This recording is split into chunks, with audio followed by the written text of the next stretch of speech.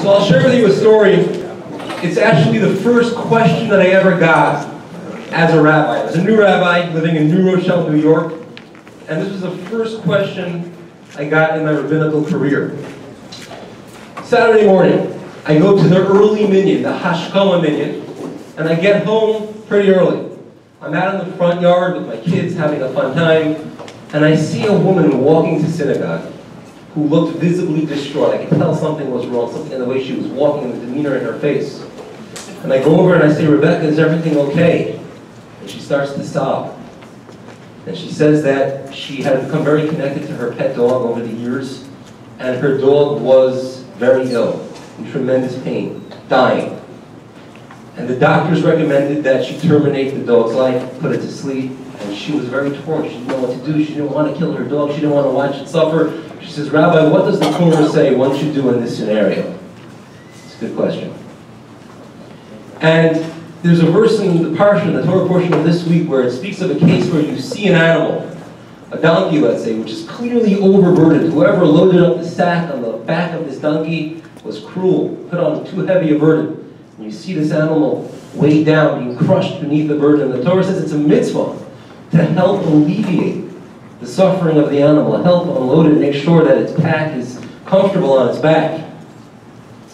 And therefore, it would seem that in her case, and I spoke about this with a rabbi as well, who had more experience than myself, and the correct thing would seem to be to put the animal out of its suffering.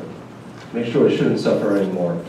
And what you see from here, and I'm going to bring a few more examples from the Torah portion of this week, where the Torah is so incredibly sensitive to the pain, the suffering, the feelings of even an animal. Another law in the Torah, which at first seems incredibly bizarre. The Torah says that if you want to plow your field, get it ready for planting, you may not hitch up together a shore, which is an ox, and a chamor, which is a donkey. You cannot plow your field with an ox and a donkey. It's not limited to agriculture. If you have a horse and buggy and you want, this in the old days, the way they used to travel, if you want to have an ox and a donkey pull your wagon, pull your carriage, you may not. Well, why not? What's the problem? One of the great commentaries on the Torah gives the following explanation. He says, we know that an ox is a kosher animal, a steer. Being a kosher animal, it has one of the two, or actually both of the two kosher characteristics. It chews its cud. The donkey, not being kosher, doesn't chew its cud. The donkey's going to look over at the ox, which will constantly be chewing, and he's going to be saying, wow, he's getting more food than me, this is not fair.